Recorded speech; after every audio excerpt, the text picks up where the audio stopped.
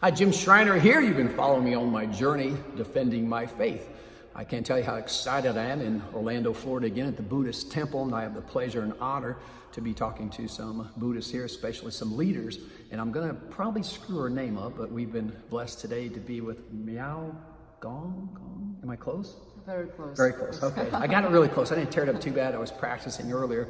And you came in from Taiwan, correct? She's all the way in from Taiwan, not just for me, but she came here to talk with us. She's actually this evening going to be talking about her journey, and that's what we're going to be talking about. And I'll tell you, I pumped up people. I've been talking about this all along on our YouTube channel and stuff, and I'm very excited. So let's get started. I prefaced you earlier, as I asked everyone, in April of 2018, my wife passed away. I was blessed and honored that I was married to an angel for 25 years. And when she passed away, it's as if the door of my house became a revolving door, and people were coming in and paying their respects. But religious leaders from all over came around and was asking me my belief and where did she go. And so I started asking people two questions. I said, when my wife died, where did she go? If you believe that she had a soul or a spirit, where did she go? And then the second question was, well, where did we come from? So we can take them first and second. You can answer the first question first or the second. Which one do you prefer? Where did we come from or where did we go? Whichever is fine. You choose. Yes. Well, very sorry to hear about your wife. Thank you. But actually, there's no need to feel sad. As when you ask where she has gone, I guess I could probably try to answer it from the perspective that she probably came back already. Okay. Yeah. As we speak of rebirth in Buddhism, chances are that in this lifetime, it wasn't your first meeting. Okay. Yes, and No, wait, it wasn't our first meeting, her and I? Yeah, meeting between you and your wife. Okay. Right, it probably wasn't the first meeting between you and your wife. Oh, wow. Maybe, as you speak of rebirth, we come back from lifetime after lifetime of existence. Okay. Either as human beings or to go into the Buddhist cosmology. There are basically 6 spheres within which we become reborn again and again. Okay. And on a more complicated level, maybe 10 spheres altogether. But the basic idea is that we come. Okay, you're gonna edit this, right? We edit it. Yep. Yeah, Stop right there anyway. Want to say something? Yep. We're fine. Yeah. I'm just thinking about how much time I have. No, you got plenty of time. So, Nope. Perfect. Yeah, go ahead. Okay. Yeah.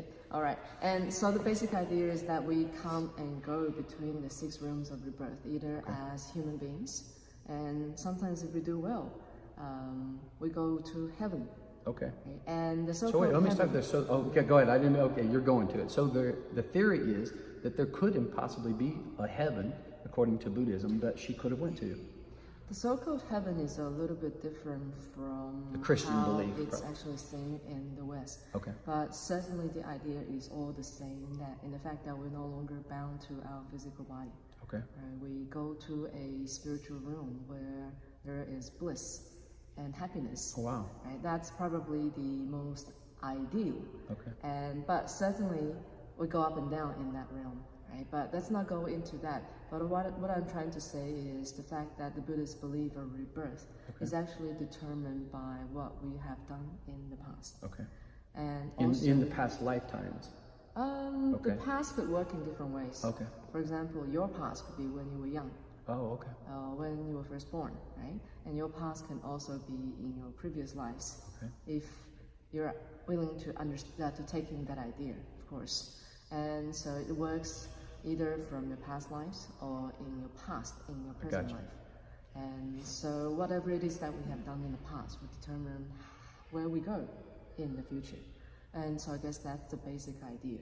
Okay. Right? But even as we speak of the present life, it has some basic stages. And we understand it as birth, old age, sickness, and death. Okay.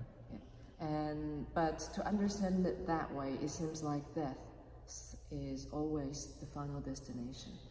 But it's actually not true. It's actually not true. We, as human beings, when we are already in this world, we should really look at old age, sickness, death, and then rebirth. And rebirth. And so in that case, I will answer the first part of your question, where your wife may have gone to. And I would say, if your bond is strong enough, right? Maybe if you had vowed to meet each other again, or to never be separate. Which we did. Yes. And so chances are your thoughts and your love could draw her back into this world. Wow. And so you could meet again, either in your present life or in your next life. Well, let me stop you there because a couple of interesting things happened. Shortly after my wife died, my sister-in-law had recorded some videos that my wife was just speaking to me. And we had recorded a bunch of videos for other people, but I didn't know that my wife had actually recorded videos just talking to me. And obviously my sister-in-law sent me those like a month later, and I was a mess, because here my wife was just talking to me. And in the video, she said, whenever you see a dolphin or whenever you see a butterfly, that will be me. And at the time, I'll be honest, I didn't know where I stood as far as a belief, was that possible, until I started to come here. But interestingly, about a month after that happened, I was visiting some friends in Kentucky, and I was sitting outside with one of Julie's best friends, and obviously we were talking about my wife. And I have the video and pictures of this, but while we're talking, a butterfly landed on my head, and another one landed on my hand. They didn't land on anyone else. They didn't land on my friend, and there were no other butterflies, but they landed on me. And obviously, I broke down, I was a mess.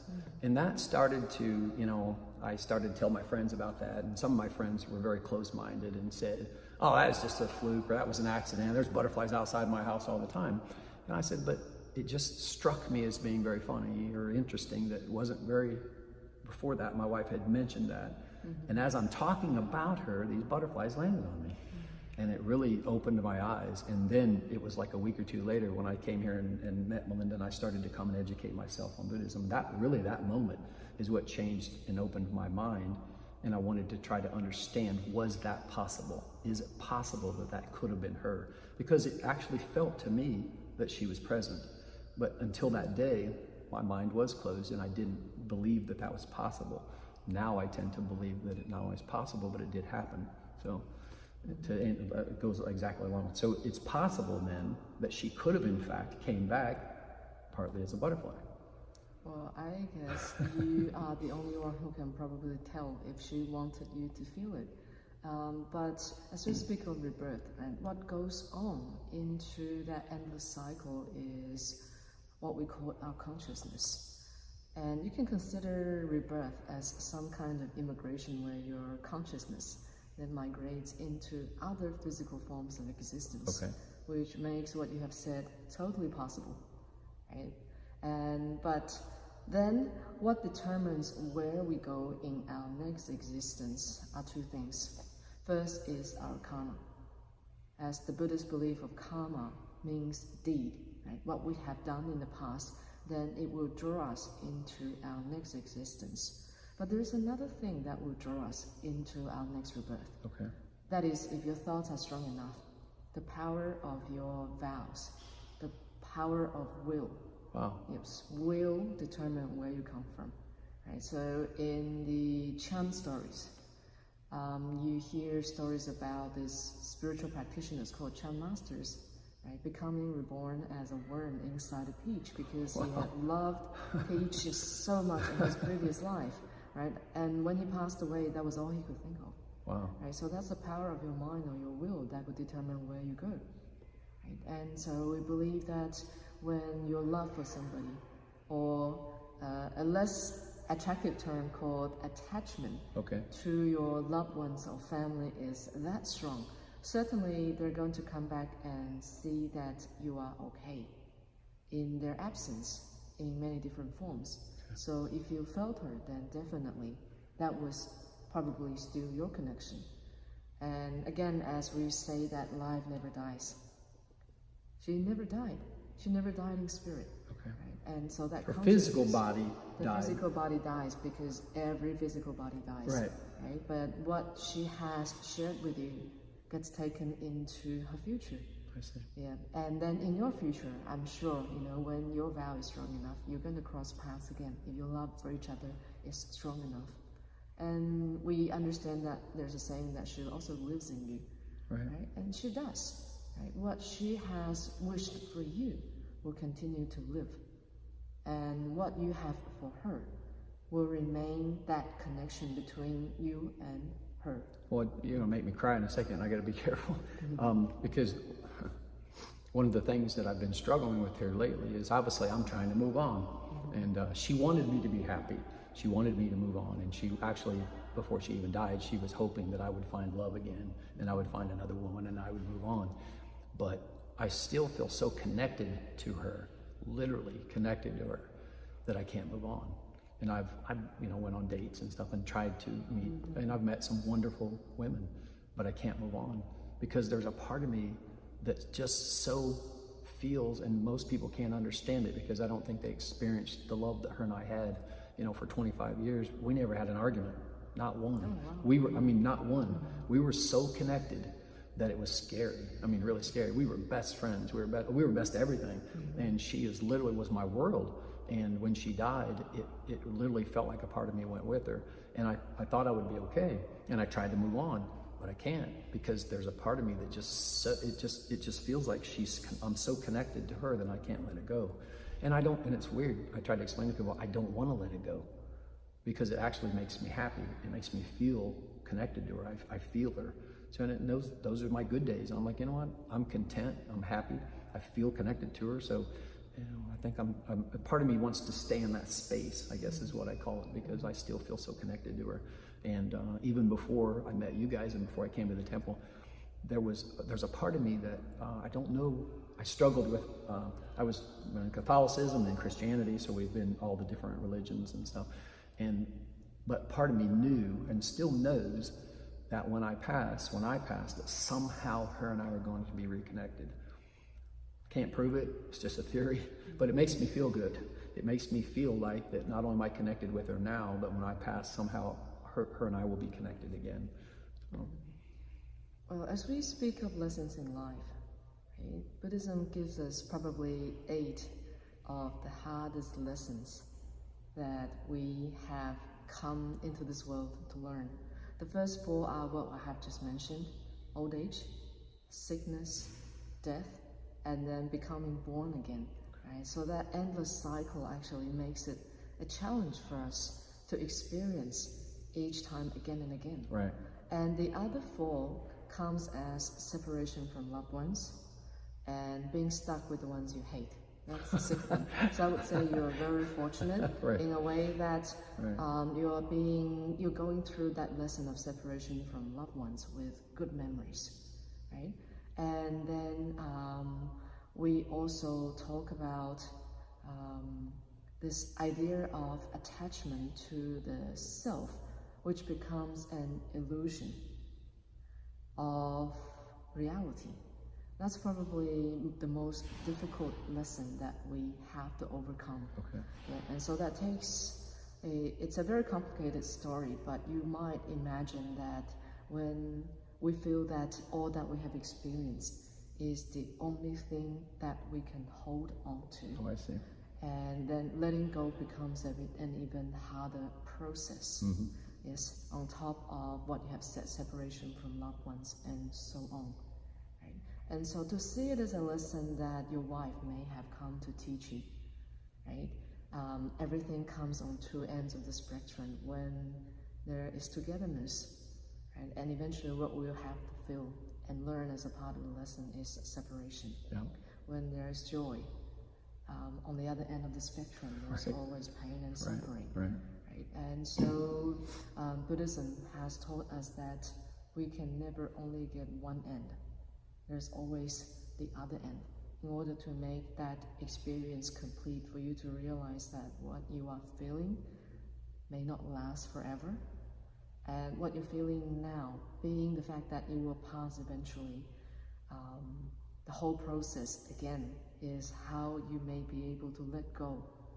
Yes, I know that this may be a bit difficult to say to you, right? And I don't think it's a good condolence to anyone who has just lost their loved ones. But really to go through that complete journey of having and then letting go somehow makes you a much stronger and a much gentle person at the same time. And so let's just say there's no need to think about whether you should let go or hold on to her. Right? When the thoughts come to you, just let them be a part of you. Right. Yeah, until one day you feel ready to move on. But then if you're not, then maybe dwell into the messages of love and kindness that your wife has taught you, perhaps. Right. Yes, and we would say we all come here for a certain purpose in life. But you may be surprised that most of the time this purpose is not for the self. Right. As Buddhism talks about loving kindness and compassion, right? It brings us onto a higher and selfless level of altruism in the fact that perhaps it can help for you to think about the fact that the pain you're going through now, or the sense of loss you're going through now, is going to be something that you can help people who are going through a similar experience in the future. It's amazing. Even I'm going to close that in a second. We're going to take a break, and then when we come back, I'm going to ask another question. But it's amazing when you said that, because even on this trip to Florida, the universe, whatever you want to call it, brought someone into my life that literally the week that my wife passed, their mother passed, and it was as hard on them as when my wife passed.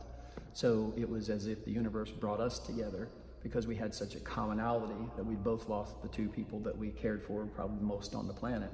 And it was an opportunity for us to bond and share stories and that type of stuff. So I won't lie. I mean, I've in my lifetime, I've always been probably more compassionate than most men. I'm not wired the way most guys are. I've ever been loving and caring. I mean, I literally took care of my wife. She was bedbound for years, and I loved taking care of my wife. I just did. I worshipped her. And so I was a very compassionate man, but she taught me so much about kindness and compassion and love. And her whole purpose in life is every day she got up and just said, I just want to go out and give stand-up hugs. That's all she wanted to do. She was by far the most amazing woman I've ever known, and I was honored to be married to her. So the lessons that she did teach me, I know that I'm teaching other people every day, and I'm proud of that. So fantastic segment. We're going to take a quick break, and when I come back, we're going to ask one more question. All right. Good job.